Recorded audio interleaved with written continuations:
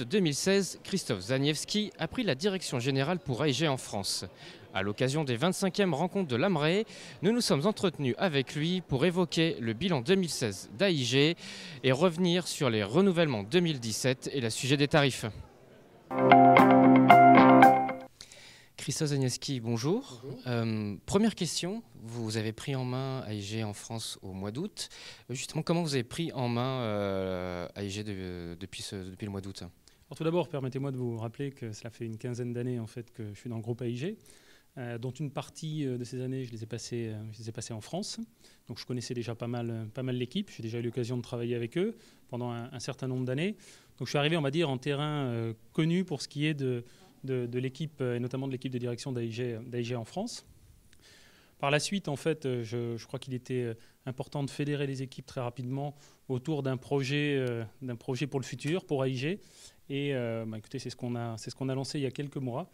Projet de développement multi-heures, enfin pluriannuel pour AIG en France. Et donc, ça nous a permis de fédérer l'équipe autour de ce projet. Alors, avant de parler un petit peu donc, des perspectives 2017, quel bilan tirez-vous de l'année 2016 pour AIG? L'année 2016 pour nous a été une belle année en termes de production.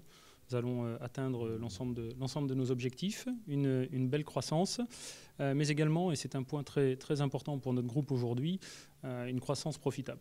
Et le niveau de notre profitabilité sur l'exercice 2016 a augmenté. Et ça vient en fait de plusieurs aspects. Tout d'abord, un renforcement de la qualité de souscription. Nous avons été peut-être parfois un peu plus sélectifs que nous l'étions dans le passé. Donc premier point, qualité de souscription. Également, on a gagné en efficacité en termes d'organisation. Et donc une belle année 2016 avec notamment de beaux succès sur des lignes comme le cyber, qui s'est pas mal développé, sur l'affinitaire, avec vraiment de très belles réalisations cette année. Pas mal aussi d'activités dans les financial lines, les lignes financières, autres que le cyber. Voilà, donc une belle année 2016.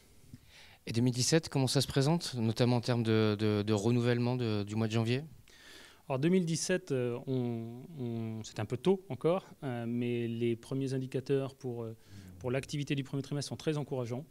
Nous pourrons, je crois que je peux le dire, nous avons une production qui, à ce stade, dépasse en fait nos objectifs. Une année où, encore une fois, la baisse des tarifs nous impacte. Très clairement, c'est une 14e année, je crois, de baisse de tarifs continue. Et donc, par rapport à ça, notre stratégie, elle est vraiment d'essayer de développer un certain nombre de lignes sur lesquelles la dimension servicing est importante. Et donc, on a parlé du cyber, évidemment, où la dimension de service est importante, la partie affinitaire, partie trade credit également. Donc voilà, on essaie de se différencier dans notre offre, l'auto aussi, sur lesquelles on a eu de beaux succès en 2016 et en 2017, avec des offres un petit peu originales, un petit peu spécifiques. Voilà, capacité d'innovation d'AIG, je crois que c'est ce qu'on a mis en œuvre cette année comme l'année dernière.